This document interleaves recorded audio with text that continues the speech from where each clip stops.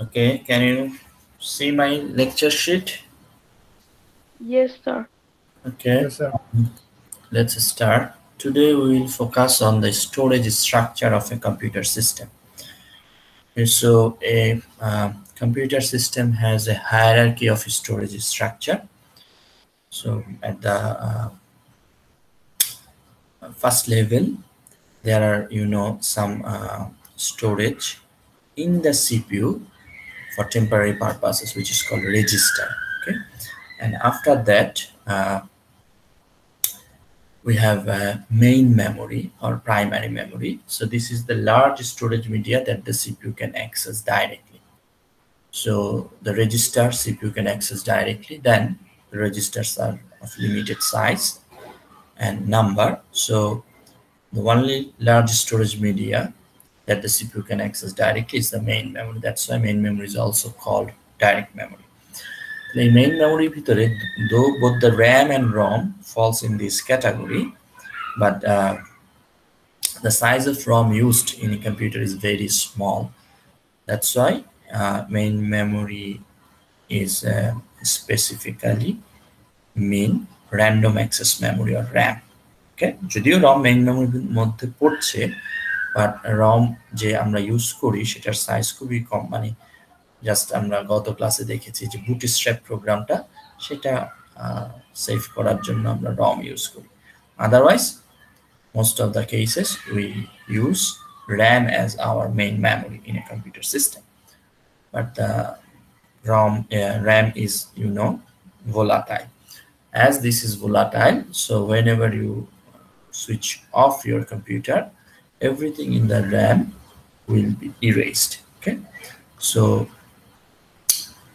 to store permanently, you need some secondary storage. So secondary storage is actually the extension of the main memory that provides you large non-volatile storage capacity.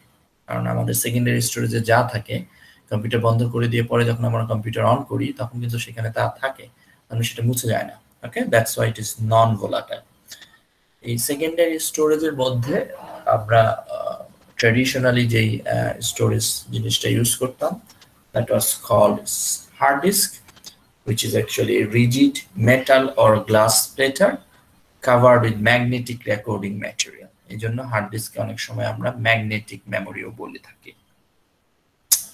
So hard ডিস্কে এই যে metal আর glass platter আমরা use করছি, যেখানে আমরা magnetic recording material coating করে সেটার উপর আমরা ইনফরমেশন স্টোর করি, zeros and ones. So that disk surface is logically divided into tracks. So tracks are like concentric circles, and that tracks are also subdivided into sector. Okay, এর বাইরে এই hard ডিস্কের যে ফিজিক্যাল জিওমেট্রি বা physical operation, computer system or more specifically operating system does not actually know how it operates. So the operating system actually communicate with the hard disk through the disk controller, hard disk controller. Okay, so here the disk controller actually determines the logical interaction between the device, here the hard disk, and the computer. Okay, so everything below the operating system, that means the physical characteristics, the physical operation, how it operates, everything actually determined or deals by the disk controller. So operating system কিছুই জানে না, operating system সরাসরি communicate করে না ডিভাইসের সাথে, সে করে হচ্ছে ডিস্ক কন্ট্রোলারের সাথে। ওকে, there is another type of secondary storage which is very popular or becoming more popular nowadays, which is called SSD drives or SSD disk, solid state disk, which is faster than hard disk and also non-volatile. Okay, so there are various technologies used for solid state disk. তাহলে এই যে সোফার আমরা যে storage গুলির কথা বললাম, এই সব ধরনের স্টোরেজই কিন্তু একটা কম্পিউটার সিস্টেমে লাগবে, এবং এই computer storage they are actually organized in a hierarchical structure.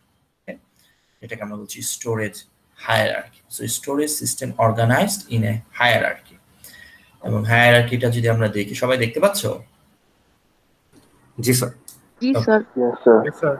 এখানে আমরা একটা পিরামিড শেপের একটা হায়ারার্কি দেখছি। So at the top of the pyramid we have registers. So these are in the CPU. These are located in the CPU. CPU এর মধ্যে থাকে, okay? And then not in the CPU but in the same IC there is another type of memory যেটা আমরা এর আগে বলি নাই, সেটাকে আমরা বলছি cache. So cache memory resides between the CPU and the main memory. Main memory হচ্ছে CPU এর বাইরে, IC এর বাইরে থাকে, আর IC এর মধ্যে রেজিস্টার থাকে inside the CPU. But আমরা জানি যেহেতু main memory এবং CPU they are constructed using different fabrication technology, so there is a huge speed mismatch or speed disparity between this CPU and the main memory. So to circumvent this issue or this speed disparity, there is another type of memory called cache, which is integrated in the same IC of the microprocessor or CPU. একই IC এর মধ্যে আরেক ধরনের memory আমরা use করি যেটাকে বলা হচ্ছে ক্যাশ। সো তোমরা তো বেসিক যে ইন্ট্রোডাকশন টু কম্পিউটার টাইপের একটা কোর্স করেছে, সেখানে জানো যে মেইন মেমরি বা র্যাম আবার দুই ধরনের হয়। একটাকে আমরা বলি DRAM বা ডাইনামিক র্যাম, আর একটাকে আমরা বলি SRAM বা স্ট্যাটিক র্যাম। তোমরা কি পড়েছো বা জানো? জি। আচ্ছা, তাহলে এই মেইন মেমরি বা র্যাম বলতে আমরা আসলে ওই DRAM কেই বুঝি, ডাইনামিক র্যাম। আর ক্যাশ যেটা, that is actually constructed using SRAM or static RAM. এবং এই ক্যাশ অবশ্যই মেইন মেমরির চেয়ে ছোট হবে, এবং তারপর হচ্ছে মেইন মেমরির পরে হচ্ছে solid state disk. So this is actually secondary storage device. Solid state hard disk and optical disk, they are called secondary storage device. এর বাইরে আরো কিছু স্টোরেজ ডিভাইস আমরা ইউজ করি ফর আর্কাইভাল পারপাস। যেমন ধরো তোমার প্রত্যেক দেশই জাতীয় আর্কাইভ, ন্যাশনাল আর্কাইভ এজেন্সি থাকে, যেখানে ধরো দেশের বিভিন্ন গুরুত্বপূর্ণ ডকুমেন্টগুলি আর্কাইভ করে রাখা হয়, মানে স্টোর ফর লং টাইম, 100 বছর, 50 বছরের জন্য, 100 বছরের জন্য। ধরো সেই আমাদের স্বাধীনতার পর থেকে কি কি সিনেমা হয়েছে সেগুলি হয়তো আমাদের যে সিনেমার যে অথরিটি আছে FDC, they actually archive those things. Okay? ঐতিহাসিক বিভিন্ন আমাদের রাষ্ট্রের যে বিভিন্ন গুরুত্বপূর্ণ ডকুমেন্টারিগুলি ছিল বা ইমেজ বা ভিডিওগুলি ছিল, they actually archive those things. তাহলে আর্কাইভাল পারপাসে যখন আমরা ইউজ করি, সেই ডিভাইসগুলিকে আমরা অনেক সময় বলি টারশিয়ারি স্টোরেজ ডিভাইস। ওকে, সো টারশিয়ারি স্টোরেজ ডিভাইসের মধ্যে ম্যাগনেটিক টেপ, জিপ ড্রাইভ এগুলি পড়ে। ওকে, সো এই টোটালটা মিলে তখন আমরা এরকম একটা স্টোরেজ ডিভাইস হায়ারার্কি তৈরি করতে পারি, বা এরকম একটা স্টোরেজ ডিভাইস হায়ারার্কি দেখতে পারি। এবং এই স্টোরেজ ডিভাইস হায়ারার্কিতে আমরা যদি দেখি যে they are organized in terms of speed, cost and volatility. So speed যদি খেয়াল করো, এই হায়ারার্কির টপ থেকে তুমি বটমে যত নামতে থাকবা, স্পিড আস্তে আস্তে কমতে থাকবে, এক্সেস স্পিড। সো সবচেয়ে ফাস্টার হচ্ছে রেজিস্টার অ্যাক্সেস করা, তারপর ক্যাশ, দেন মেইন মেমরি, এভাবে আস্তে আস্তে কমতে থাকে। সিমিলারলি কস্ট যদি তুমি চিন্তা করো, পার বিট ইনফরমেশন স্টোর করার জন্য সবচেয়ে কস্টলি হচ্ছে রেজিস্টার, দেন ক্যাশ, দেন মেইন মেমরি, এভাবে আস্তে আস্তে নিচের দিকে নামতে থাকে। ওকে, সিমিলারলি ভোলাটিলিটি যদি তুমি চিন্তা করো, register, cache and main memory, current বন্ধ হওয়ার সাথে সাথে এখানে যা আছে সব মুছে যাবে, পাওয়ার চলে গেলে মুছে যাবে। কিন্তু এরপরে solid state disk, hard disk, optical disk, magnetic tape, they are actually non volatile memory. Okay, সেখানে পাওয়ার চলে গেল, ইনফরমেশন যেটা তুমি স্টোর করেছো সেটা এখানে থেকে যাবে। আমার কথা সবাই ক্লিয়ার? Yes sir. স্যার। আচ্ছা, এখানে আমরা আরেকটা কনসেপ্ট যেটা অলরেডি আমরা বলেছি যে ক্যাশ এই মেইন মেমরি এবং রেজিস্টারের মাঝামাঝি আমরা ইউজ করি। তো ক্যাশ কনসেপ্টটা বলছে cache means copying information into faster storage system. যে কোনো কিছু স্লোয়ার থেকে ফাস্টার স্টোরেজ সিস্টেমে যদি আমরা কপি করি তখন সেটাকে আমরা এই কনসেপ্টটাকে বলি ক্যাশ। তাহলে এখানে যদি আমরা দেখি মেইন মেমোরির চেয়ে ফাস্টার হচ্ছে ক্যাশ, এই জন্য এটার নাম ক্যাশ। আবার একই কনসেপ্টে তুমি চিন্তা করলে হার্ড ডিস্ক বা সলিড স্টেট ডিস্কের চেয়ে ফাস্টার হচ্ছে মেইন মেমোরি। তাহলে আমরা জানি যে কোনো একটা প্রোগ্রাম হার্ড ডিস্ক বা সলিড স্টেট ডিস্কে আছে, কিন্তু যখনই আমরা এই প্রোগ্রামটাকে কি করি, এক্সিকিউট করি, প্রোগ্রামটাকে যখন রান করি, তখন আমরা আসলে হার্ড ডিস্ক থেকে সেটাকে মেইন মেমোরিতে লোড করি। তার মানে হার্ড ডিস্কের থেকে একটা কপি আমরা মেইন মেমোরিতে নিয়ে আসি। In that sense main memory can be considered or viewed as a cache of the hard disk. সবাই কি আমার কথা বুঝতে পেরেছো? স্যার Yes, এটা sir. আরেকবার বলবেন? আচ্ছা, আমরা ক্যাশের কনসেপ্টটা বলছি যে মেমোরির যে ক্যাশ, যেটা হচ্ছে ক্যাশ মেমোরি, যেটা হচ্ছে রেজিস্টার এবং মেইন মেমোরির মাঝে থাকে। বাট ক্যাশের কনসেপ্টটা হচ্ছে, আমরা দেখব একটু পরে, যে nowadays cache concept is used in hardware, software, as well as in device application program. ওকে, সব ক্ষেত্রে আমরা ক্যাশের কনসেপ্টটা ইউজ করি। তাহলে ক্যাশের কনসেপ্টটা হচ্ছে যে কোনো স্লোয়ার স্টোরেজ ডিভাইস থেকে ফাস্টার স্টোরেজ ডিভাইসে কোনো একটা কিছুকে কপি করা, তখন সেটাকে আমরা বলছি ক্যাশ। তাহলে এই কনসেপ্টে যদি তুমি চিন্তা করো, তাহলে main memory can B viewed as a cache for the secondary storage device. কারণ সেকেন্ডারি স্টোরেজ ডিভাইস, যে হার্ড ডিস্ক বা সলিড স্টেট ডিস্ক বা অপটিক্যাল ডিস্ক, সেখানে কোনো একটা জিনিস আছে, ধরো একটা প্রোগ্রাম আছে, একটা ভিডিও আছে। এখন সেটা যখন তুমি রান করবা, দেখতে যাবা, তুমি কিন্তু সরাসরি হার্ড ডিস্ক বা সলিড স্টেট ডিস্ক থেকে সেটা দেখতে পারবে না। তোমাকে সেটা ওখান থেকে আগে কোথায় কপি করতে হবে? মেইন মেমোরিতে। কারণ সিপিইউ সরাসরি ডাইরেক্টলি মেইন মেমোরি অ্যাক্সেস করতে পারে, এগুলো অ্যাক্সেস করতে পারে না। সো ইন দ্যাট সেন্স, যেহেতু আমরা এখন স্লোয়ার মেমোরি ডিভাইস থেকে বা স্লোয়ার স্টোরেজ থেকে ফাস্টার স্টোরেজে কোনো একটা কিছু কপি করছি, so in that sense main মেমোরিকে আমরা কনসিডার করতে পারি as a cache for the secondary storage. That means either hard disk or SSD, solid state disk. সেই কথাটাই আমরা এখানে বলেছি যে copying information into faster storage system and main memory can be viewed as a cache for secondary storage. Clear? Yes, sir. আচ্ছা, এর বাইরে আরেকটা জিনিস আমাদের এক্ষেত্রে মাথায় রাখতে হবে, সেটা হচ্ছে ডিভাইস ড্রাইভার। যেহেতু আমরা বললাম যে সরাসরি ডিভাইসকে অপারেটিং সিস্টেম অ্যাক্সেস করতে পারে না, ডিভাইসকে অ্যাক্সেস করে হচ্ছে ডিভাইস কন্ট্রোলার, এবং সেই ডিভাইস কন্ট্রোলারের মধ্যে একটা সিস্টেম সফটওয়্যার থাকে যেটাকে আমরা বলছি device driver. So device driver for each device controller to manage that IO, that means input output device. So this device driver actually provides a uniform interface between the controller and the kernel. Kernel means the core of the operating system. Okay, এই operating সিস্টেমই তো আসলে সবকিছু control করে, IO বা input output.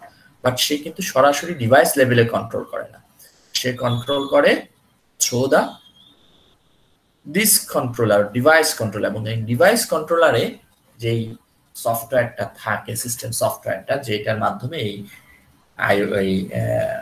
কি বলে kernel তোমার ডিভাইসগুলির সাথে কমিউনিকেট করে, সেই ইন্টারফেসটাই হচ্ছে একটা device driver.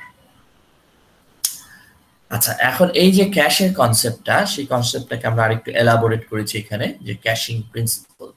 So caching is an important principle. Sir kernel থেকে আরেকবার বলতে পারবেন? কার্নেল বলতে আমরা কি বুঝাই? কার্নেল হচ্ছে সফটওয়্যার, এই অপারেটিং সিস্টেমের কোর পার্ট, যেটা আমরা গত ক্লাসে বলেছি যে একটা কম্পিউটার যখন রান করে, কম্পিউটার যখন বুট করে, বুট একদম ফ্রেশ বুট যখন করলো, সেখান থেকে শুরু করে আমি যখন কম্পিউটারটা বন্ধ করি, শাটডাউন করি, এই সময় পর্যন্ত টোটাল এই সময়ে একটা প্রোগ্রাম অলওয়েজ রান করে কম্পিউটারে, and that part of the operating system is called kernel. Operating সিস্টেমে অনেক কিছু থাকে, সবই কিন্তু কার্নেলের অংশ না। যেমন আমরা গত ক্লাস এক্সাম্পল হিসেবে বলেছিলাম যে অপারেটিং সিস্টেম ইনস্টল করলে তুমি এখন হয়তো কিছু অ্যাপ্লিকেশন সফটওয়্যার বিনা মুফতে পেয়ে যাচ্ছ, যে তুমি একটা ওয়ার্ড পেয়ে যাচ্ছ, তুমি হয়তো অপারেটিং সিস্টেম ইনস্টল করলে একটা ওয়েব ব্রাউজার পেয়ে যাচ্ছ, ইন্টারনেট এক্সপ্লোরার যদি উইন্ডোজ ইনস্টল করো, তুমি একটা ভাইরাস, অ্যান্টিভাইরাস সফটওয়্যার পেয়ে যাচ্ছ, উইন্ডোজ ডিফেন্ডার। হ্যাঁ, কিন্তু these are not the part of the kernel. Okay, kernel হচ্ছে অপারেটিং সিস্টেমের সেই অংশ যেটা হচ্ছে কম্পিউটার অন থেকে শুরু করে অফ পর্যন্ত এই পুরো সময়টা অলওয়েজ কম্পিউটারে রান করবে।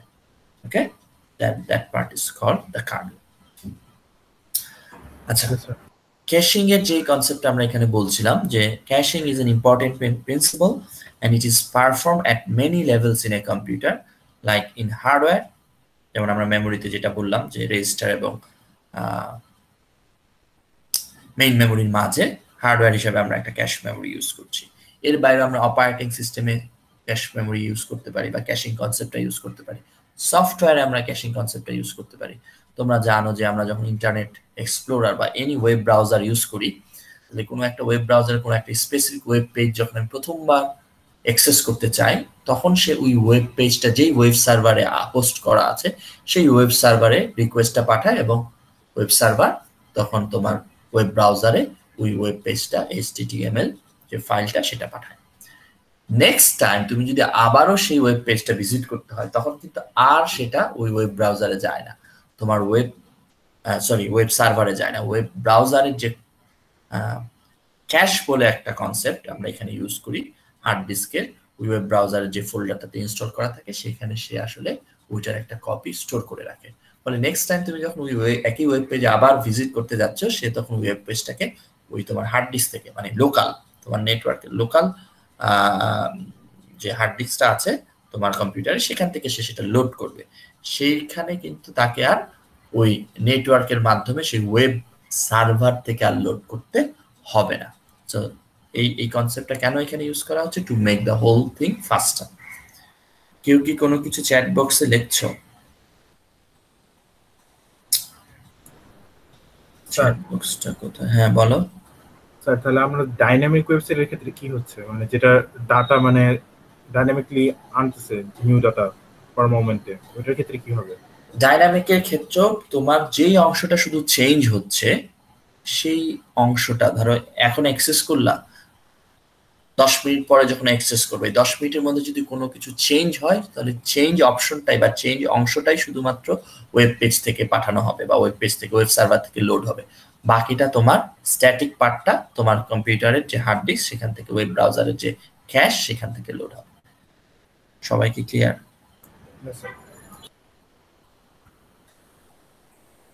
আচ্ছা, চ্যাট বক্সে কি কেউ লেখছে কিছু? না, কিসের আওয়াজ হচ্ছে? ওকে, আচ্ছা, তাহলে আমরা ক্যাশের এই জিনিসটা, ক্যাশের কনসেপ্টটা বুঝতে পারলাম যে information in use is copied from a slower to a faster storage temporarily. আচ্ছা, তাহলে ফাস্টার স্টোরেজ বা cache checked first to determine if the information is there. If it is, information used directly from the cache, that is faster, এবং এটাকে আমরা বলি cache hit. তার মানে ক্যাশে তুমি যেটা চাচ্ছিলা সেটা ক্যাশে পেয়ে গেলা, এটাকে বলা হয় ক্যাশ হিট। আর যদি কোনো কারণে ইনফরমেশনটা ওই ক্যাশে না পাইলা, যে রেজিস্টার সিপিইউ যে ইনফরমেশনটা চাইলো সেটা মেইন মেমোরিতে আছে, কিন্তু সে সরাসরি মেইন মেমোরিতে যাবে না, সে ফার্স্টে ক্যাশে দেখবে। যদি ক্যাশে পেয়ে যায় সে ক্যাশ থেকে নিবে, কারণ ক্যাশটা হচ্ছে আইসিটা, রেজিস্টার বা সিপিইউটা যেই আইসি, সেই আইসির মধ্যে কি ইন্টিগ্রেটেড, ফলে সে এখান থেকে যখন সেটা রিড করবে দ্যাট উইল বি ফাস্টার। কোনো কারণে যদি ওই ইনফরমেশনটা ক্যাশে না থাকে, তাহলে কিন্তু তাকে সেটা মেইন মেমোরি থেকেই ফেচ করতে হবে। এটাকে আমরা বলি ক্যাশ মিস। যদি ক্যাশ মিস হয় তাহলে মেইন মেমোরি থেকে সেই ইনফরমেশনটা নিবে, বাট সেই ইনফরমেশনটা সিপিইউতে ফেচ করার সময় তার একটা কপি আবার সে ক্যাশে রেখে দিবে, সো দ্যাট নেক্সট টাইম তুমি যদি আবার একই ইনফরমেশনটা ইউজ করো বা একই ইনফরমেশন তোমার দরকার পড়ে, তখন যাতে তোমাকে আর মেইন মেমোরিতে যেতে না হয়, সিপিইউকে যাতে আর মেইন মেমোরিতে যেতে না হয়, সেটা যাতে ক্যাশ থেকে সে রিট্রিভ করতে পারে। সবাই আমার কথা বুঝতে পেরেছো? Yes, sir. Cache is always smaller than the storage being cached. তাহলে দেখো মেইন মেমোরির চেয়ে ক্যাশের সাইজ অনেক ছোট। আমরা এখনকার যে সিপিইউ গুলি ইউজ করি সেখানে ক্যাশের সাইজ হচ্ছে 2 MB 4 MB হয়তো হাইয়েস্ট হবে, কিন্তু মেইন মেমোরির সাইজ কি? আমরা মেইন মেমোরি হয়তো ইউজ করি সাম গিগাবাইট, তাই না? 16 GB পর্যন্ত এখন চলে আসছে। তাহলে cache is smaller than the storage being cached. আর cache management is an important design problem. এই যে ক্যাশটা তুমি কিভাবে ম্যানেজ করবা, ক্যাশের সাইজটা কি হবে, রিপ্লেসমেন্ট পলিসিটা কি হবে। রিপ্লেসমেন্ট পলিসিটা কেন লাগে?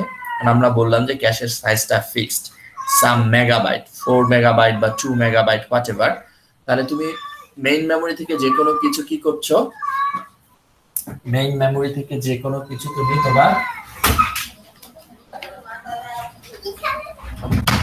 মেইন মেমোরি থেকে যে কোনো কিছু তোমার ক্যাশে, মেইন মেমোরি থেকে কপি করার সময় মানে রিট্রিভ করার সময় একটা পার্ট তুমি ক্যাশে কি করছো, একটা পার্ট তুমি ক্যাশে রাখছো, তাই তো?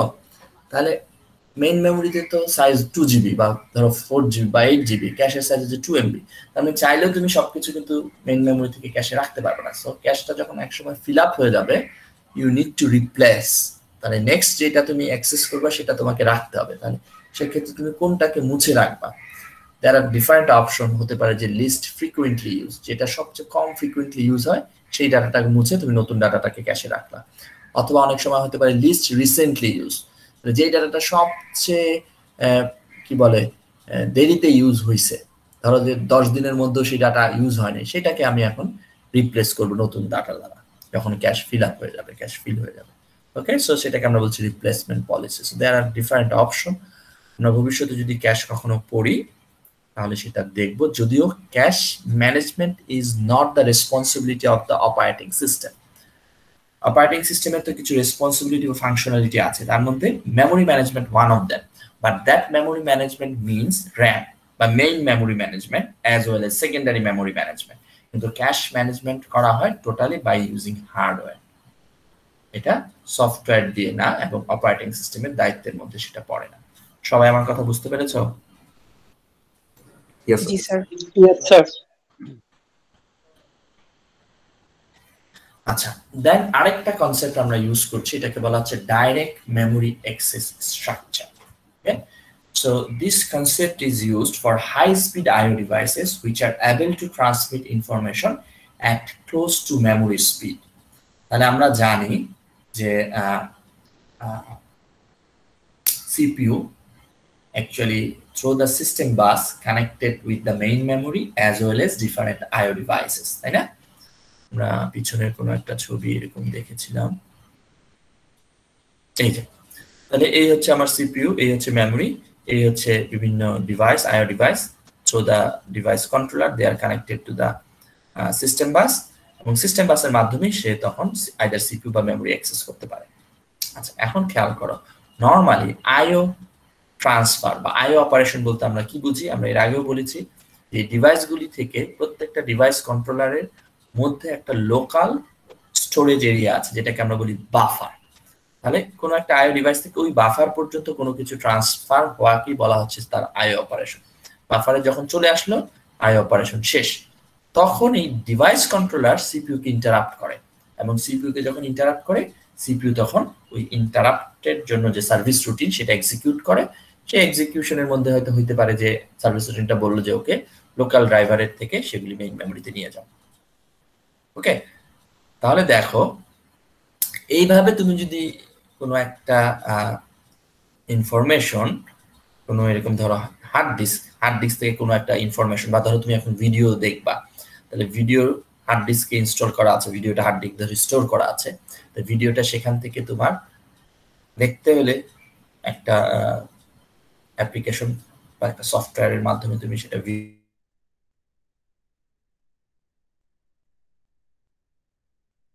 হবে, দেন তুমি এটা ভিউ করতে পারবা।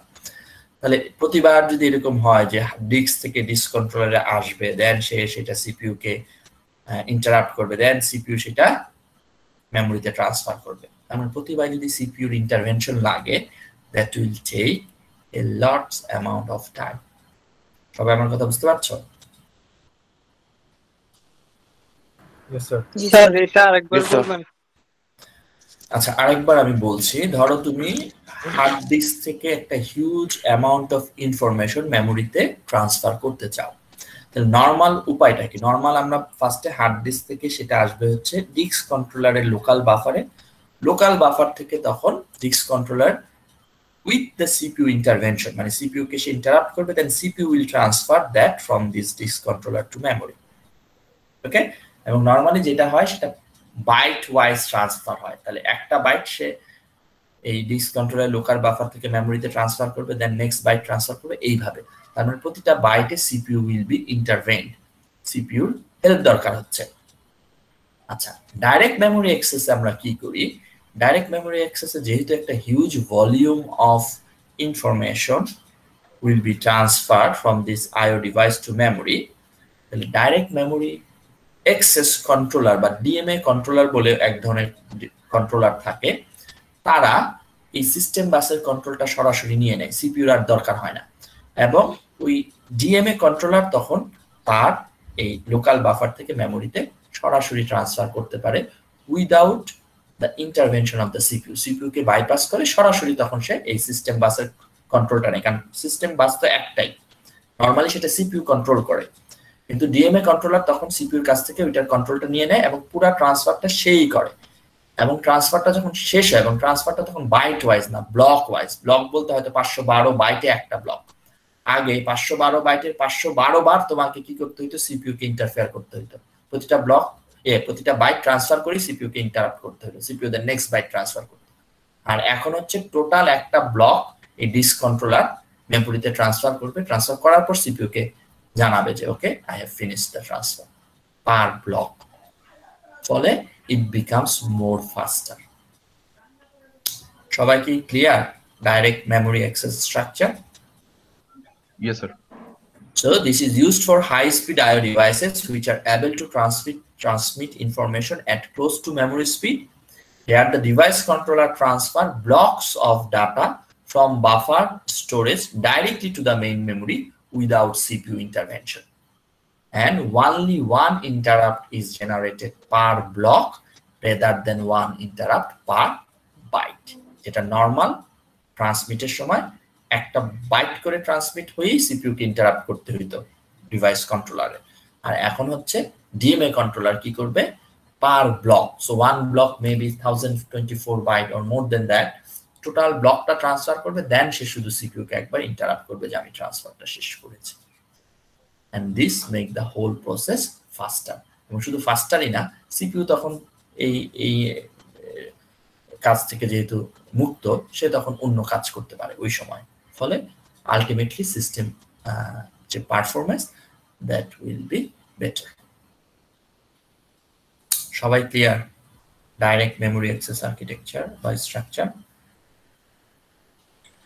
স্যার ডাইরেক্ট মেমোরি অ্যাক্সেস স্ট্রাকচারে যে ব্লকের কথাটা বললেন, ব্লকটা তৈরি করে দিচ্ছে কি বা তৈরি করতেছে কি?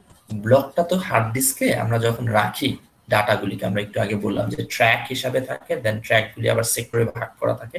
সো এক একটা সেক্টরে ধরো এক একটা ব্লক অফ ডাটা, তাহলে পুরো একটা সেক্টর ট্রান্সফার হলো, তখন সে সিপিইউ কে ইন্টারাপ্ট করে। ওকে, আগেরটাই হচ্ছে বাইট ওয়াইজ, প্রতিটা বাইট ট্রান্সফার করার পর সিপিইউ ইন্টারাপ্ট হতো, দেন নেক্সট বাইট ট্রান্সফারটা সিপিইউ ইনিশিয়েট করতো। আর এখন হচ্ছে টোটাল একটা ব্লক অফ ডাটা ট্রান্সফার করার পর সিপিইউ উইল বি ইন্টারাপ্ট। ঠিক আছে, মানে সিপিইউ হয়ে কাজটা হচ্ছে এই ডিএমএ কন্ট্রোলার করবে এবং সিপিইউ কে ফ্রি করে দেবে, সিপিইউ তখন ওই সময় অন্য কাজ করতে পারবে। Clear? G sir. So this is the schematic diagram of how a modern computer works. আমরা জানি আমরা যে কম্পিউটারগুলি ইউজ করি, these computers are this computer actually use von Neumann architecture, যেটাকে আমরা অনেক সময় বলি Princeton architecture. So von Neumann architecture, Princeton আর্কিটেকচারের মেইন বৈশিষ্ট্য হচ্ছে সেখানে ফিজিক্যাল একটা মেমোরি থাকে এবং একই মেমোরিতে ইনস্ট্রাকশন এবং ডাটা দোনোটাই রিসাইড করে। আমরা যে আমাদের র্যাম একটাই মেমোরি, ফিজিক্যাল মেমোরি, এবং ওই র্যামের মধ্যে প্রোগ্রামও থাকে। ওই র্যামের মধ্যে আমি যদি কোনো ডাটা লোড করতে চাই, কোনো কিছু ইমপ্লিমেন্ট করতে চাই ডাটা, সেই ডাটাটা ওই একই র্যামের মধ্যেই থাকে, আলাদা না। আর হার্ভার্ড আর্কিটেকচার মাইক্রো কন্ট্রোলার যেগুলি ইউজ করে, সেক্ষেত্রে দেখবো যে ডাটার জন্য আলাদা মেমোরি, ডাটা মেমোরি, প্রোগ্রামের জন্য বা ইনস্ট্রাকশনের জন্য আলাদা মেমোরি, যেটাকে আমরা বলি ইনস্ট্রাকশন মেমোরি। বাট এটা হচ্ছে von Neumann আর্কিটেকচার বা নর্মাল পিসি যেভাবে কাজ করে। তাহলে দিস ইজ ইউর সিপিইউ। তাহলে সিপিইউ তে দেখো সিপিইউ এর একই আইসির মধ্যে ক্যাশ, ওকে, এবং সিপিইউ এই মেমোরির সাথে কমিউনিকেট করে, instruction execution cycle, data movement, এভাবে। আর this is the device controller. Okay, এই এক একটা কোণাতে এক একটা ডিভাইস হয়তো কানেক্টেড, এম দিয়ে বোঝানো হচ্ছে এক device can control M, one device controller can control M devices. Okay, normally device controller আবার সিপিইউর সাথে কমিউনিকেট করে, আইও রিকোয়েস্ট করে, দেন ডাটাটা পাঠায় তার এই লোকাল বাফার থেকে, ওকে, ইন্টারাপ্ট দেন ডাটা পাঠায়। হ্যাঁ, সামটাইমস আমি যেটা বললাম যে সরাসরি ডিভাইস থেকে মেমোরিতে ডাটা সে পাঠাইতে পারে, সেটা হচ্ছে এটা ডিএমএ, সেখানে আর সিপিইউ হয়ে পাঠানোর দরকার হয়। সবাই কি ক্লিয়ার? Yes sir. সো পরীক্ষায় কিন্তু আসতে পারে যে draw A schematic diagram to show how a modern computer works. আচ্ছা, এখন আমরা কম্পিউটার সিস্টেম আর্কিটেকচার নিয়ে একটু আলোচনা করব, যে ডিফারেন্ট কম্পিউটার সিস্টেম সম্বন্ধে এখানে আমরা একটু ধারণা পাওয়ার চেষ্টা করব। সো প্রথম দিকে যে কম্পিউটারগুলি ছিল, এই কম্পিউটারগুলিকে আমরা বলতাম, বা এই কম্পিউটার সিস্টেমকে আমরা বলতাম single processor system. Why single processor system? ভালো করে খেয়াল করো, আমার কম্পিউটারে যদি একটা প্রসেসর থাকে তাহলে আমি সেটাকে একটা সিঙ্গেল প্রসেসর সিস্টেম বলি না। ডেফিনেশনটা হচ্ছে if you have a single general purpose processor. তার মানে ধরো এখনকার হয়তো আইসি গুলি মাল্টি কোর, প্রসেসরগুলি মাল্টি কোর, কোর i3 বা কোয়াড কোর বা ডুয়াল কোর, কিন্তু একসময় শুধু একটাই প্রসেসর ছিল। বাট ওই একটা বলতে একটা জেনারেল পারপাস প্রসেসর ছিল, যেই প্রসেসরে সব ধরনের কাজ করা যায়। কিন্তু একটা জেনারেল পারপাস প্রসেসর ছাড়াও একটা কম্পিউটারে কিন্তু অনেক স্পেসিফিক পারপাস বা স্পেশাল পারপাস প্রসেসর আছে। যেমন আমরা যে কিবোর্ড ইউজ করি, সেই কিবোর্ডের মধ্যে একটা এমবেডেড প্রসেসর আছে কিবোর্ডের ভিতরে, ঠিক আছে? তার কাজ হচ্ছে এই যে আমরা টাইপ করছি সেই কোডগুলিকে কনভার্ট করে দেন সেটা ওই ডিভাইস কন্ট্রোলারের কাছে পাঠানো। এই যে প্রসেসরটা, এটা কিন্তু এমবেডেড, এবং এই প্রসেসরের কাজ কিন্তু স্পেসিফিক, ওইটা দিয়ে তুমি আর অন্য কোনো কাজ করতে পারবে না। সেটা তৈরি করা হয়েছে শুধুমাত্র কিবোর্ড ইন্টারফেসিং এর জন্য। সবাই আমার কথা বুঝতে পারছো? সো যদিও আমরা ওই সিঙ্গেল প্রসেসর সিস্টেম বলি, বাট তার মানে যে ওখানে একটা প্রসেসর তার না, সেখানে অনেক প্রসেসর থাকতে পারে, বাট জেনারেল পারপাস প্রসেসর একটা থাকবে। So most system use a single general purpose processor, but they may have many special purpose processor as well. তখন এটাকে আমরা বলছিলাম সিঙ্গেল প্রসেসর সিস্টেম। এখন সিঙ্গেল প্রসেসর সিস্টেম থেকে we actually evolved to a multiprocessor system, and these multiprocessor systems are now growing in use and importance. Okay, they're also known as parallel system or tightly coupled system. Multiprocessor system can অনেক সময় parallel system বা tightly coupled system বলতে পারে। Why we need this multiprocessor system? What are the advantages of this multiprocessor system? The primary advantage of multiprocessor system is increased throughput. Increased throughput means by increasing the number of processor, we expect to get more work done in less time. Jodio, the speed up ratio with n processor is not n. It is less than n. তার মানে তুমি যদি একটা প্রসেসরে যতটুকু throughput পাইতা তিনটা করে দিলে ওই কিক নেমে 3 গুণ পাবা, সেটা না, তুমি হয়তো 2 গুণের চেয়ে বেশি পাবা, 2 point something. Why? সবসময় যে n গুণ পাবা না, n এর চেয়ে কম কেন হবে? Because when multiprocessor cooperate on a task, a certain amount of overhead is incurred in keeping all the parts working correctly. This overhead plus contention for shared resources actually lowers the expected gain from additional processor. Okay, কারণ তিনটা processor মিলে একটা কাজ করছে, but এই তিনটা process coordinate করতে তোমাকে কিছু এক্সট্রা কাজ করতে হবে। সেই এক্সট্রা কাজটা ধরো দুইটা প্রসেসর যদি আলাদা আলাদা কাজ করতো তাহলে দ্বিগুণ হইতো, এক্স্যাক্টলি দ্বিগুণ। কিন্তু এখন যেহেতু কোঅর্ডিনেট করছে, কোঅর্ডিনেট করার জন্য আবার এক্সট্রা কিছু কাজ করছে, ফলে তোমার থ্রুপুটটা এক্স্যাক্টলি দ্বিগুণ হবে না, বাট লেস দেন 2। তাহলে প্রাইমারি অ্যাডভান্টেজ হচ্ছে মাল্টিপ্রসেসরের ইনক্রিজ থ্রুপুট। নাম্বার 2 হচ্ছে ইকোনমি অফ স্কেল। তুমি যদি একটা সিস্টেমে মাল্টিপল প্রসেসর ইউজ করো তাহলে সেই সিস্টেমের খরচ কিন্তু কমে যাবে আলাদা আলাদা দুইটা সিস্টেম ইউজ করার চেয়ে। সবাই আমার কথা বুঝতে পারছো?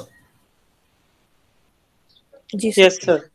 কারণ আলাদা আলাদা দুইটা সিস্টেম ধরো তুমি যদি ইউজ করতে, দুইটা আলাদা কেসিং লাগতো, এখন একটা কেসিং লাগছে, সেই কেসিং এ দুইটা পাওয়ার সিস্টেম থাকতে হতো, এখন একটা পাওয়ার সিস্টেম দিয়ে তুমি কাজটা করতে পারছো।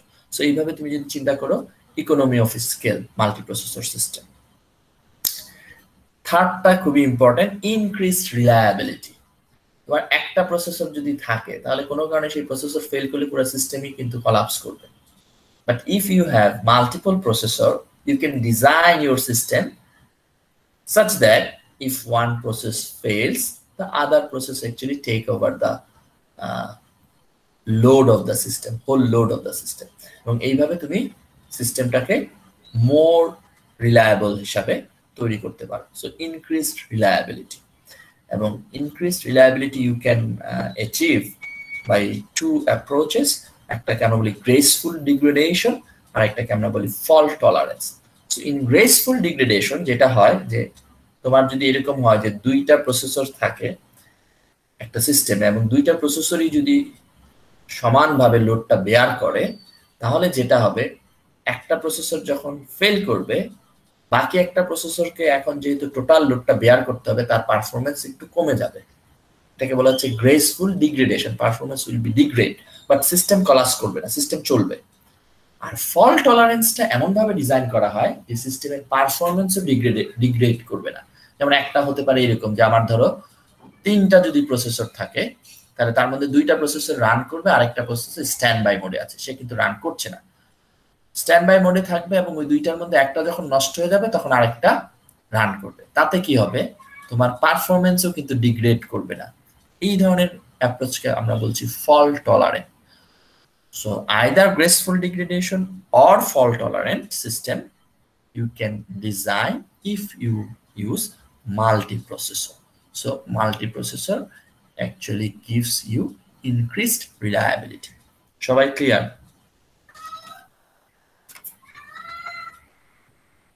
Yes sir. আচ্ছা, এরপর আরেকটা জিনিস আমরা এখানে আলোচনা করব, সেটা হচ্ছে দা মাল্টিপ্রসেসর সিস্টেমের যে ডিফারেন্ট ক্যাটাগরি। সো মাল্টিপ্রসেসর সিস্টেমকে আবার আমরা দুইটা ভাগে ভাগ করতে পারি। সো সিমেট্রিক মাল্টিপ্রসেসিং, আর একটা হচ্ছে অ্যাসিমেট্রিক মাল্টিপ্রসেসিং। সো সিমেট্রিক মাল্টিপ্রসেসিংটা হচ্ছে most common. So in symmetric multiprocessing, each pair CPU processor performs all tasks, including operating system function and user processes. Okay? তাহলে সিমেট্রিক প্রসেসিং এ যে কোনো প্রসেসর যে কোনো কাজই করতে পারে, বাট অ্যাসিমেট্রিক মাল্টিপ্রসেসিং এর ক্ষেত্রে there is a master slave relationship between the processor. So there is a master processor, or there will be a master processor which will control the operating system, or which run the operating system, and the IO operations are done by that master processor. আর অন্য যে প্রসেসরগুলি যেগুলিকে আমরা বলবো slave processor, they will be dictated by the master processor or coordinated by the master processor. Master processor যেই কাজটা করতে বলবে, slave processor শুধু সেই কাজটা করতে পারবে, সে চাইলেও সব কাজ করতে পারবে না। Okay, so in asymmetric processing, each processor is assigned a specific task. সবাই clear? Yes sir. Yes, sir. তাহলে this is a schematic diagram of symmetric multiprocessing architecture. তাহলে দেখো আমার তিনটা প্রসেসর বা তিনটা CPU, তিনটা IC, they have their local register in the CPU and also the cache memory, but they share the same physical memory or RAM. Okay, economy of scale এভাবে কিন্তু achieve হয়েছে। তোমার যদি multiprocessor system, multiprocessor architecture use না করে তুমি multiple system তুমি ডাকতা, এখানে একটা আলাদা সিস্টেম, এখানে একটা আলাদা, এখানে প্রত্যেকের কিন্তু আলাদা আলাদা র্যাম থাকতো।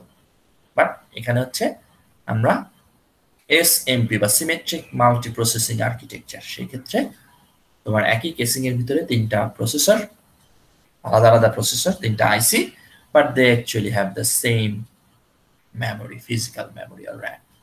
সবাই কি ক্লিয়ার? জি স্যার। আচ্ছা, এখন এই মাল্টিপল প্রসেসরের এই নাওয়াডেজ এই মাল্টিপল প্রসেসর যেখানে আগে ছিল আলাদা আলাদা চিপ, এখন একই চিপের মধ্যে কিন্তু কি করা হয়েছে, অনেকগুলি প্রসেসরকে ইন্টিগ্রেট করা হয়েছে, যেটা আমরা এইখানে দেখছি। So multi chip versus multi core. So multi chip, multi processor in multi chip, সেক্ষেত্রে আলাদা আলাদা চিপ ফর আলাদা আলাদা মাল্টি প্রসেসর। এক একটা প্রসেসরের জন্য এক একটা different IC will be used. Okay, তার মানে তোমার যদি এখন সিস্টেমে মাদারবোর্ড সাপোর্ট করে, you can add 3 processor, 5 processor, that is multi chip multi processor. আর মাল্টি কোর হচ্ছে এখনকার যে কোর i3 প্রসেসর বা কোয়াড কোর, ডুয়াল কোর যে প্রসেসর পেন্টিয়াম এগুলি, সেগুলি হচ্ছে একটা সিপিইউ বা একটা মাইক্রোপ্রসেসরের যে আইসি, তার ভিতরে you are actually integrating more than one processor, তাহলে সেটা হচ্ছে মাল্টি কোর প্রসেসর। তাহলে এইখানে দেখো আমরা একটা ডুয়াল কোর ডিজাইন দেখাচ্ছি, তার মানে টোটালটা একটা আইসি, তার ভিতরে এটা একটা সিপিইউ, এইটা আর একটা সিপিইউ আর মাইক্রোপ্রসেসর, এটা একটা, তাদের আলাদা রেজিস্টার, আলাদা cache, but they actually share the same memory. সবাই আমার কথা বুঝতে পেরেছো? স্যার দুটোর মধ্যে ডিফারেন্সটা আরেকবার বলবেন? দুটার মধ্যে ডিফারেন্সটা হচ্ছে, একটার ক্ষেত্রে তুমি multi processor, multi chip multi processor যদি বলি, তাহলে তোমার যদি এখন ধরো কোয়াড প্রসেসর, 4টা প্রসেসর তোমার সিস্টেমে, তার মানে 4টা প্রসেসরের জন্য তোমার 4টা আইসি থাকবে, 4টা তোমার মাইক্রোপ্রসেসর কিনতে হবে, কিনে মাদারবোর্ডে বসাতে হবে। আর মাল্টি কোর যদি কোয়াড কোর হয়, তার মানে তোমার প্রসেসরের আইসি একটাই, বাজার থেকে একটা আইসি কিনে আনবা, কিন্তু এই একটা আইসির ভিতরেই আসলে 4টা প্রসেসর আছে। ওকে, ইয়েস স্যার। কারণ মাল্টি কোর যদি হয়, তাহলে দেখো তোমার মাল্টিপল আইসির জন্য কি মাল্টিপল তোমার এই পাওয়ার পিন থাকবে। যে কোনো আইসির কি একটা ভিসিসি থাকে, একটা গ্রাউন্ড থাকে, জানো তো এটা? জি স্যার। আচ্ছা, তাহলে এখন ওই আইসির একটা পাওয়ার রেটিং আছে, ধরো তার 5 ভোল্ট, তুমি যদি এখন 1 অ্যাম্পিয়ার করে হয় 5 ওয়াট হয়তো একটা আইসির জন্য পাওয়ার রিকোয়ারমেন্ট। এখন তুমি যদি তোমার মাদারবোর্ডে এরকম 3টা আইসি ইউজ করো, 3 × 5 15 ওয়াট লাগবে। বাট মাল্টি কোর ডিজাইনটাই এমন ভাবে করা হয়েছে, টোটাল আইসি তার ভিতরে ধরো 4টা কোর বা 3টা কোর, হোয়াটএভার, নির্ভর করবে কত কোরের, কিন্তু সেটার জন্য কিন্তু একটাই ভিসিসি, একটাই গ্রাউন্ড, এবং ওই একটা ভিসিসি যদি 5 ভোল্ট, কারেন্ট যদি 1 অ্যাম্পিয়ার হয়, টোটাল জন্য 5 ওয়াট তোমার পাওয়ার লাগছে। তার মানে ব্যাটারি অপারেটেড যেসব ডিভাইস, যেগুলির পাওয়ার হাংরি, যেগুলি পাওয়ার কনস্ট্রেইন থাকে, সেই সব ডিজাইনে multi core processor is more suitable. সবাই আমার কথা বুঝতে পারছো? স্যার এখানে স্যার মাল্টি কোরে যেরকম মেমোরি শেয়ার করা থাকে, মাল্টি চিপেও কি সেম থাকে? হ্যাঁ, সব দুই ক্ষেত্রেই মেইন মেমোরি যেটা, সেটা দেয়া অ্যাকচুয়ালি শেয়ার, একটাই মেমোরি, কারণ সিস্টেম টোটালটা মিলে একটা সিস্টেম, একটা সিস্টেমে একটাই মেমোরি থাকে। ওকে স্যার, মাল্টি কোরে কি মাল্টি চিপের তুলনায় রিলায়েবিলিটিটা কম হবে মানে আগের মতো? এক্ষেত্রে আসলে মাল্টি চিপের রিলায়েবিলিটি একটু বেশি, কারণ কোনো কারণে যদি মাল্টি কোরে চিপটা নষ্ট হয়, চিপে কোনো সমস্যা হয়, তাহলে কিন্তু তোমার সিস্টেম বসে যাবে। কিন্তু মাল্টি চিপ থাকলে একই সাথে কিন্তু 2টা চিপ বা 3টা চিপ নষ্ট হয়ে যাবে না, একটা চিপ নষ্ট হলে বাকি 2টা তখন কাজ করবে। বুঝতে পারছো? জি স্যার। আচ্ছা, এরপরে আরেকটা কনসেপ্ট আমরা দেখব, যেটাকে আমরা বলছি clustered system. Okay, so this is like multi processor system but multiple systems work together.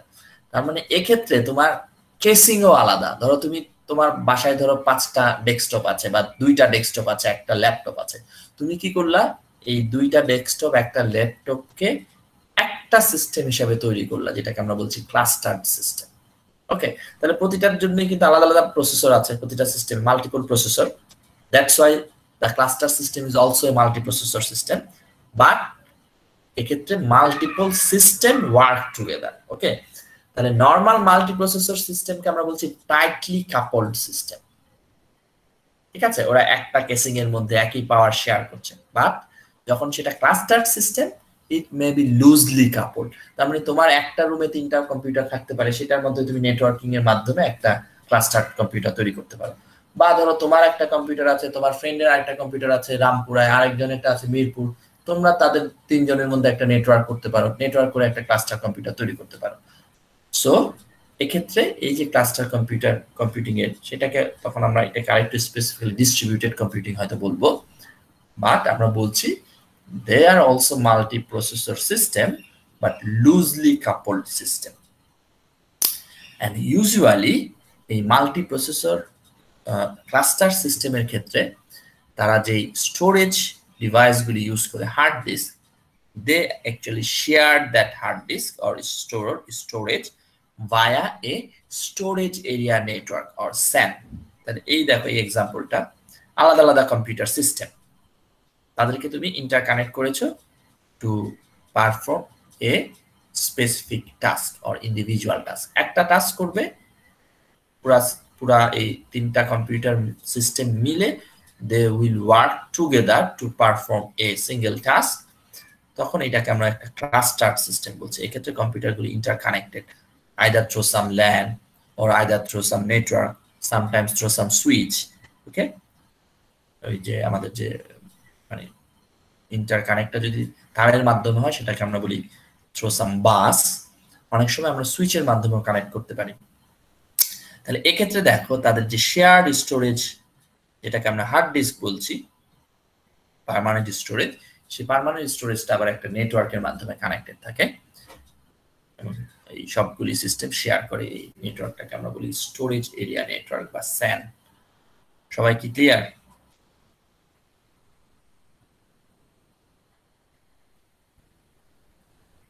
G sir.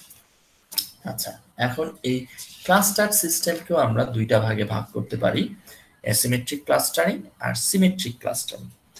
Asymmetric clustering এর সাথে সিমেট্রিক ক্লাস্টারিং এর ডিফারেন্সটা কোথায়?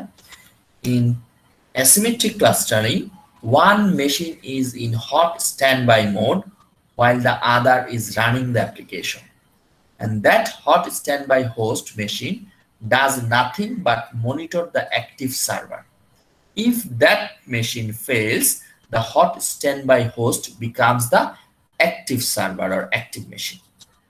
Okay, তাহলে আমরা এই ধরনের ক্লাস্টার সিস্টেম মেইনলি ইউজ করি সেই ধরনের অ্যাপ্লিকেশনে where we need a high availability service which survives failure. যেমন ধরো টেলিফোন এক্সচেঞ্জগুলি, এইসব এক্সচেঞ্জগুলি 24/7 কাজ করে, 365 ডেজে ইয়ার কাজ করে, এইভাবে 20, 30, 40 বছর ধরে কাজ করতে থাকে। তাহলে এই ধরনের সিস্টেম যেখানে তোমার হাইলি অ্যাভেলেবিলিটি সার্ভিস দরকার, সেখানে তুমি এই কম্পিউটারগুলিকে একটা ক্লাস্টার সিস্টেম হিসেবে ডিজাইন করতে হবে। এবং আমরা যদি অ্যাসিমেট্রিক ক্লাস্টারিং এর ক্ষেত্রে ইউজ করি, তাহলে আমরা ধরো যদি এখন দুইটা সিস্টেম দিয়ে এই ক্লাস্টারটা ডিজাইন করি, তাহলে তার মধ্যে একটাতে আসল কাজটা হবে সিস্টেমের লোডটা সে বেয়ার করবে, আরেকটা যেটা সিস্টেম সেটা রিডান্ডেন্ট, সেটা এক্সট্রা হিসাবে থাকবে, যেটাকে আমরা বলছি হট স্ট্যান্ড বাই মোড, এবং সে আসলে যে অ্যাক্টিভ সার্ভার বা অ্যাক্টিভ যে মেশিনটা সেটাকে মনিটর করবে অলওয়েজ। যদি কোনো কারণে দেখে যে দেয়ার ইজ এ ফল্ট ওই অ্যাক্টিভ সিস্টেমে, তখন সে সাথে সাথে পুরা সিস্টেমটা টেক ওভার করবে, সে তখন নিজে কাজ শুরু করবে। তাহলে অ্যাসিমেট্রিক ক্লাস্টারিং এর একটা অসুবিধা হচ্ছে you are always actually using half of your capacity. তোমার কাছে দুইটা মেশিন আছে, তুমি চাইলে দুইটা মেশিন দিয়ে যেই কাজ করতে পারতা, এখন একটা মেশিনকে বসায় রাখছো মিন্স সে মনিটর করছে, আরেকটা মেশিনে অ্যাকচুয়াল কাজটা করছে। তার মানে তুমি তোমার ক্যাপাসিটি ফুললি ইউটিলাইজ করছো না বা করতে পারছো না। সবাই কি আমার কথা বুঝতে পেরেছো?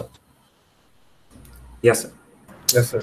সিমেট্রিক ক্লাস্টারিং এর ক্ষেত্রে কি হচ্ছে, 2 or more hosts are running applications and they also monitor each other. নিজেরা কাজ করবে এবং একই সাথে মনিটর করবে। তার মানে একটা সিস্টেমে যদি এখন এরকম একটা ক্লাস্টারে যদি এরকম 3টা সিস্টেম থাকে, তাহলে ক্লাস্টারের টোটাল লোডটাই 3টা সিস্টেমই বেয়ার করছে। কারণ সিস্টেমের লোড যদি n হয়, তাহলে একটা সিস্টেম n/3 লোড বেয়ার করছে, সাথে সাথে আবার অন্যদেরকে মনিটরও করছে। কোনো কারণে কোনো একটা সিস্টেম যদি ফেল করে, তাহলে বাকি যে দুইজন আছে তারা তখন সিস্টেমের ওইটা লোডটা টেক ওভার করবে এবং নিজেরা বেয়ার করবে। মানে তখন এই দুইটা সিস্টেম মিলে যেহেতু টোটালটা লোড বেয়ার করছে, n/3 থেকে তখন একটা সিস্টেমের লোড হয়ে যাবে n/2। লোডটা একটু বেড়ে যাবে, বাট এক্ষেত্রে তুমি অলওয়েজ কি করতে পারছো, তোমার কম্পিউটারের ফুল ক্যাপাসিটি ইউজ করতে পারছো। সবাইকে আমার কথা বুঝতে পেরেছো? Yes, sir.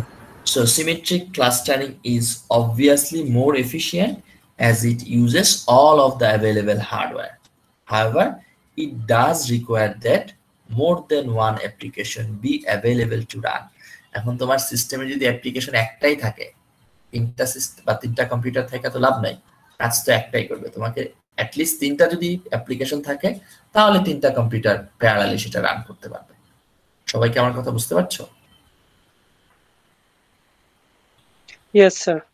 সো সেই জিনিসটি আমরা এখানে বলেছি যে নরমালি আমরা ক্লাস্টার সিস্টেমগুলি অনেক সময় হাই পারফরমেন্স কম্পিউটিং ফ্যাসিলিটি তৈরি করার জন্য ব্যবহার করি।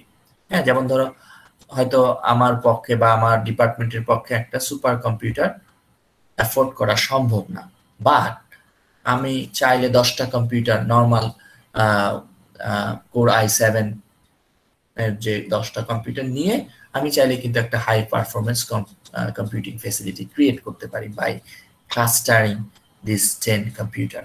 ওকে, মাথায় রাখতে হবে তুমি এই যে ক্লাস্টার করবা to actually use the full potential of the clustering, your application should be written to use parallelization. So অ্যাপ্লিকেশনটা এমন ভাবে লিখতে হবে, তুমি যেই কাজটা করতে চাচ্ছ ওই প্রোগ্রামটা এমন ভাবে লিখতে হবে যাতে সে প্যারালালাইজেশনের কনসেপ্টটা ইউজ করতে পারে। ওকে, সবাইকে আমার কথা বুঝতে পারছো? যেমন ধরো আমার কম্পিউটারে এখন ধরো কোর i5 বা কোর i7, তার মানে আমার এখানে কিন্তু 8টা কোর আছে, বাট আমি যদি আমার এখন ম্যাটল্যাবে একটা কোড লিখি, সেই কোডে যদি আমি এই 8টা কোর ইউজ না করি, প্যারালালাইজেশনের কনসেপ্টটা যদি আমি ইউজ না করি, তাহলে সে কিন্তু একটা কোরই রান করবে, বাকি 7টা কোর কিন্তু বসেই থাকবে। সো তোমার শুধু হার্ডওয়্যার থাকলেই হবে না, তোমাকে সফটওয়্যারটা বা অ্যাপ্লিকেশন প্রোগ্রামগুলিও এমন ভাবে লিখতে হবে so that it can actually take this advantage of having multiple system. এবং এটাকে আমরা বলছি প্যারালালাইজেশন। সো প্যারালালাইজেশনের এই কনসেপ্টটা তোমার অ্যাপ্লিকেশন প্রোগ্রামগুলিতেও ইউজ করতে হবে তুমি যদি এই মাল্টিপল সিস্টেম থাকার অ্যাডভান্টেজটা নিতে চাও। Some cluster system do have distributed lock manager, one kind of a module which actually uses for avoiding conflicting operation. কারণ তোমার যেহেতু অনেকগুলি সিস্টেম আছে সেখানে এরকম কনফ্লিক্টিং কি বলে কনফ্লিক্টিং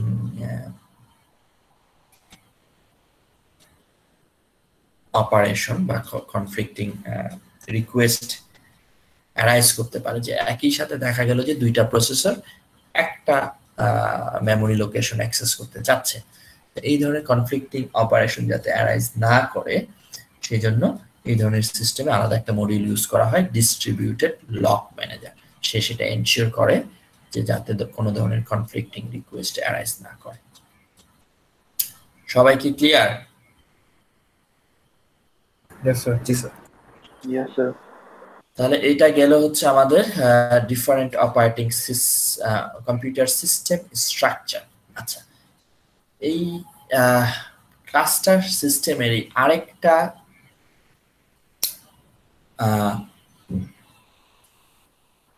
এক্সটেনশন আমরা বলতে পারি ডিস্ট্রিবিউটেড সিস্টেম। সো ডিস্ট্রিবিউটেড সিস্টেমের ক্ষেত্রে নর্মালি ক্লাস্টার সিস্টেম হয়তো একই রুম বা একই বিল্ডিং এর মধ্যে হতে হয়। যদি এরকম একই বিল্ডিং এর মধ্যে না হয়ে সেটা যদি এরকম ডিফারেন্ট লোকেশনের মধ্যে থাকে তখন সেটাকে আমরা একটা ডিস্ট্রিবিউটেড কম্পিউটার সিস্টেম হিসেবে চিন্তা করতে পারি। নেক্সট আমরা যে জিনিসটা এখানে আলোচনা করব সেটা হচ্ছে অপারেটিং সিস্টেমের স্ট্রাকচার। সো ইনিশিয়ালি আমাদের অপারেটিং সিস্টেমগুলি ছিল single tasking operating system. So in single tasking operating system তোমার একটা টাস্ক অপারেটিং সিস্টেম ফিনিশ করতো, এক্সিকিউট করা, দেন আবার নেক্সট টাস্কটা লোড করতো র্যাম। এভাবে করে অপারেটিং সিস্টেম কাজ করতো। তাহলে এইভাবে করে যদি কাজ করায় দেখা যায় যে আমরা যখন একটা প্রোগ্রাম রান করি এই প্রোগ্রামের খুব অল্প সময়, ধরো 30% বা 20% সময় সে সিপিইউ ইউজ করে, বাকি 80% হচ্ছে তোমার আইও অপারেশন, বিভিন্ন আইও ডিভাইস থেকে সে ইনফরমেশন বা প্রোগ্রাম ফেচ করে, ডাটা ফেচ করে। তার মানে একটা প্রোগ্রাম যদি তুমি তোমার র্যামে বা মেইন মেমোরিতে একটাই প্রোগ্রাম লোড হয় এবং সেই প্রোগ্রামটা শেষ হলে দেন নেক্সট প্রোগ্রাম আবার লোড হয়, তাহলে দেখা যাবে যে তোমার ওই প্রোগ্রামের মাত্র 20% সময় তুমি সিপিইউ ইউজ করছো, বাকি সময়টা সিপিইউ বসেই আছে। And CPU is the most costly resource in your system. এবং এরকম একটা কস্টলি রিসোর্সকে তুমি আইডল বসায় রাখতে পারো না।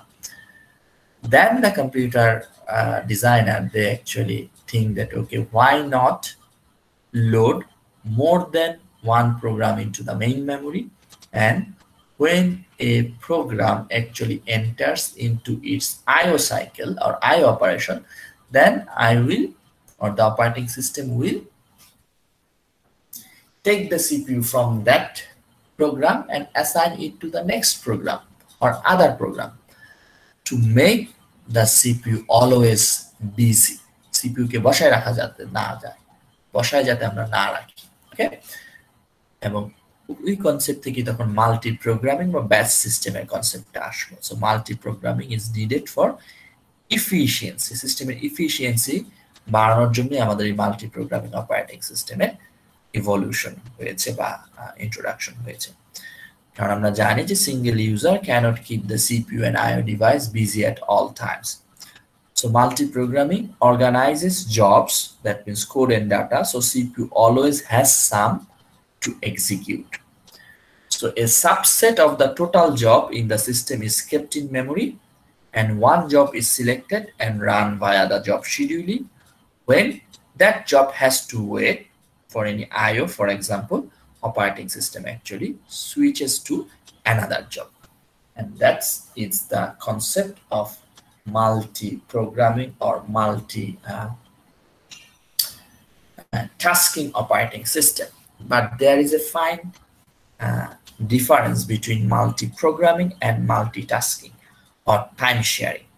So multitasking is actually the logical extension in which CPU switches job so frequently that user can interact with each job while it is running, creating an interactive computing. That means multitasking is multi-programming, but multi-programming হইলেই সেটা multitasking না।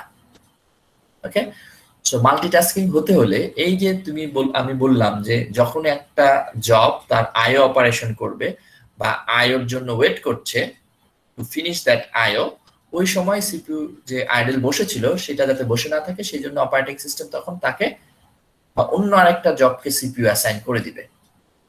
এই যে transfer বা এই যে switching off the job, এইটা যদি ফ্রিকুয়েন্টলি হয় এবং সো ফ্রিকুয়েন্টলি হয়, আমরা বলছি যে response time should be less than 1 second, তখন এইটাকে আমরা বলবো multitasking or time sharing operating system. Okay, তাতে যেটা হবে, ধরো দুইজন ইউজার বা তুমি একাই ধরো দুইটা অ্যাপ্লিকেশন রান করছো, দুইটা অ্যাপ্লিকেশনই ইন্টারঅ্যাক্টিভলি রান করতে পারবে উইদাউট এনি ইন্টারাপশন। তুমি যদি এটা এনশিওর না করো তাহলে তুমি একটা অ্যাপ্লিকেশন কোনো একটা কমান্ড দিলা, সে হয়তো তখন আরেকটা অ্যাপ্লিকেশন রান করছে, সেটা শেষ করে আবার এখানে আসতে, তাহলে that will not be an interactive application or interactive program. So multitasking is logical extension in which the CPU switches jobs so frequently that the user can interact with each job while it is running and creating an interactive computing. So a response time should be less than 1 second. Each user has at least one program executing in the memory. এবং আমরা জানি একটা বা ভবিষ্যতেও দেখবো যে একটা programme যখন মেমোরিতে এক্সিকিউট করে তখন সেটাকে আমরা বলি process. If several jobs ready to run at the same time, then you need CPU scheduling. So তোমার অপারেটিং সিস্টেমকে তখন ডিসাইড করতে হবে যে তিনটা প্রোগ্রামে এখন সিপিইউর দরকার, তাহলে কাকে সে সিপিইউ অ্যাসাইন করবে। There is different algorithm, তারপর ভিত্তি করে সিপিইউ তখন ডিসিশন নেবে যে ওকে একে দিব না ওকে দিব। এবং সেটাকে বলা হয় সিপিইউ শিডিউলিং। আমরা সিপিইউ শিডিউলিং টোটালি একটা চ্যাপ্টার, ডিফারেন্ট একটা চ্যাপ্টারে আলোচনা করব, বাট আপাতত আমরা শুধু এটা জানি if there is several jobs ready to run at the same time, then the operating system actually uses scheduling algorithm. If processes don't fit in memory, then swapping moves them in and out to run. তাহলে অনেক সময় হয় যে আমার একটা programme যত বড় র্যামের সাইজ তত বড় না। ইন দ্যাট কেস টোটাল প্রোগ্রামটা আমি চাইলেও র্যামে লোড করতে পারবো না। সো আমরা ইন দ্যাট কেস প্রোগ্রামটাকে কতগুলি পেজে ভাগ করব এবং একটা পেজ করে তখন আমরা আমাদের মেমোরিতে লোড করব। So if processor don't fit in memory then swapping moves them in and out to run. তার মানে যেই পেজটা ওই মুহূর্তে এক্সিকিউট করতে হবে সেটাই হার্ড ডিস্ক থেকে তখন আমরা র্যামে নিয়ে আসবো। দেন ওইটা যখন শেষ হয়ে যাবে ওইটা আবার হার্ড ডিস্কে নিয়ে যাব, বাকি আবার আরেক নেক্সট অংশটা ওই প্রোগ্রামে সেটা তখন র্যামে আনবো। এটাকে আমরা বলছি swapping. So swapping moves them in and out to run. And virtual memory বলে একটা কনসেপ্ট আছে that allows the execution of processes not completely in memory. মেমোরিতে টোটালটা কমপ্লিট প্রসেস বা অ্যাপ্লিকেশনটা না যদি থাকে তারপরও that process can run due to this virtual memory concept. Okay, এগুলি আমরা ডিটেইলস হয়তো পরবর্তীতে আরো এলাবোরেট করব। আপাতত আমরা জাস্ট এই জিনিসটা বলতে চাচ্ছি যে অপারেটিং সিস্টেম স্ট্রাকচারে এই মাল্টিটাস্কিং অপারেটিং সিস্টেম আসার পর দ্যাট এই সিপিইউ শিডিউলিং এর কনসেপ্টটা আসছে, এগুলো সব অ্যাডেড হয়েছে। কারণ তোমার যদি এরকম হয় যে একটাই মাত্র প্রোগ্রাম র্যামে থাকে তাহলে এই প্রোগ্রাম শেষ হলে নেক্সট আরেকটা প্রোগ্রাম র্যামে তুমি নিবা, এক্ষেত্রে শিডিউলিং এর কোনো দরকার নাই। কিন্তু একই সাথে যখন অনেকগুলি প্রোগ্রাম র্যামে থাকবে তখন কোন প্রোগ্রামটাকে তুমি সিপিইউ অ্যাসাইন করবা that operating system need to decide, এবং সেইখানেই তখন সিপিইউ শিডিউলিং এর কনসেপ্টটা আসে। So CPU scheduling, swapping, virtual memory এই কনসেপ্টগুলি অ্যারাইজই করেছে যখন তুমি এই মাল্টিটাস্কিং বা multi programming operating system design করেছো। ইনিশিয়ালি যখন সিঙ্গেল প্রসেসিং অপারেটিং সিস্টেম ছিল বা সিঙ্গেল টাস্কিং তখন কিন্তু আসলে এই কনসেপ্ট কোনোটাই আমাদের দরকার হয়নি, কারণ একটা টাস্ক শেষ হবে then next task hard disk থেকে আমি লোড করব। এখানে শিডিউলিং এর কোনো ব্যাপার নাই, সোয়াপিং এর কোনো ব্যাপার নাই, ভার্চুয়াল মেমোরির কোনো ব্যাপার নাই। সবাই কি আমার কথা বুঝতে পেরেছো? Yes sir. আচ্ছা, তাহলে আমরা এখানে দেখো একটা memory layout for a multi program system. তাহলে দেখো অপারেটিং সিস্টেম, এটা হচ্ছে মেমোরি। সো মেমোরিতে অপারেটিং সিস্টেম লোড করার জন্য একটা অংশ মেমোরি লাগবে, দেন বাকি রিমেইনিং অংশতে তুমি একই সাথে দেখো অনেকগুলি জব লোড করছো। তোমার যদি সিঙ্গেল টাস্কিং হইতো তাহলে এখানে একটা জবই লোড হইতো, ওই জব শেষ হলে হার্ড ডিস্ক থেকে নেক্সট জব আসতো। বাট এখন দেখো মাল্টিপল জব, ফলে এই জবটা বা এই টাস্কটা বা এই প্রোগ্রামটা বা প্রসেসটা হোয়াট এভার আমরা বলি, এই প্রসেসটা যখন আইওতে যাবে তার আইও অপারেশন, তখন সিপিইউ অপারেটিং সিস্টেম কি করবে, চট করে সিপিইউটাকে এই জবকে বা টাস্ককে অ্যাসাইন করে দিবে যাতে এখন সে সিপিইউর কাজটা করতে পারে। আবার এ যখন আইওতে যাবে তখন পরেরটাকে অ্যাসাইন করবে, দেন পরেরটা, দেন এ আবার আইও থেকে ফিরে আসবে তখন জবটা আবার তখন এর সাথে অ্যাসাইন হবে। তাহলে সিপিইউ এই কাজটাকে বলা হচ্ছে শিডিউলিং, এবং operating system will decide, operating system will coordinate this scheduling process of the CPU. Okay? আচ্ছা, অপারেটিং সিস্টেম অপারেশন আমরা এর আগে ক্লাসে বলেছি operating system is mainly interrupt driven, and that interrupt may be by hardware or by software. Hardware interrupt is done by one of the devices. Software interrupt, সেক্ষেত্রে আমরা বলেছি there is two types of software interrupt, একটাকে আমরা বলি exception আর একটাকে আমরা বলি ট্র্যাপ। এক্সেপশন হচ্ছে if there is an error, software error like division by zero. আর ট্র্যাপ নর্মালি জেনারেট হয় if there is a request for operating system service, কোনো একটা অ্যাপ্লিকেশন হয়তো অপারেটিং সিস্টেমের সার্ভিস দরকার হচ্ছে, then that will generate a, উল্টা বললাম, যদি এরর হয় তখন সেটাকে আমরা বলছি ট্র্যাপ, আর request for operating system service তখন সেটাকে আমরা বলি এক্সেপশন। কোনো একটা অপারেটিং সিস্টেম সার্ভিসের দরকার হলে একটা অ্যাপ্লিকেশনে তখন সে অপারেটিং সিস্টেমকে ইন্টারাপ্ট করবে, that interrupt is called an exception. এর বাইরে there are other process problems including finite loop processes modifying each other or the operating system itself. আচ্ছা, আজকে আমরা এই পর্যন্ত এখানেই শেষ করছি। নেক্সট ক্লাসে আমরা অপারেটিং সিস্টেমের অপারেশন, অপারেটিং সিস্টেম যে ডুয়াল মোডে কাজ করে, একটা হচ্ছে ইউজার মোড, একটা হচ্ছে kernel mode, this is the basic for implementing operating system security. আমরা প্রোটেকশন এন্ড সিকিউরিটি নিয়ে আলোচনা করেছিলাম প্রথম দিকে, প্রথম ক্লাসে, যে that is another responsibility or functionality of the operating system. So এই প্রোটেকশন এনশিওর করার জন্য অপারেটিং সিস্টেমের একটা অপশন হচ্ছে it works in a dual mode.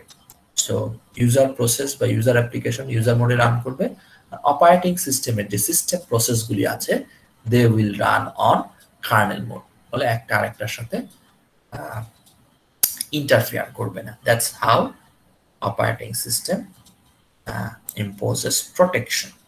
Okay, এরপরও আরো আছে সিকিউরিটি, সেগুলি আমরা পরে দেখব, বাট কালকে আমরা অপারেটিং সিস্টেমের এই প্রোটেকশন যে ইউজিং ডুয়াল মোড অপারেশন সেখান থেকে আবার শুরু করব।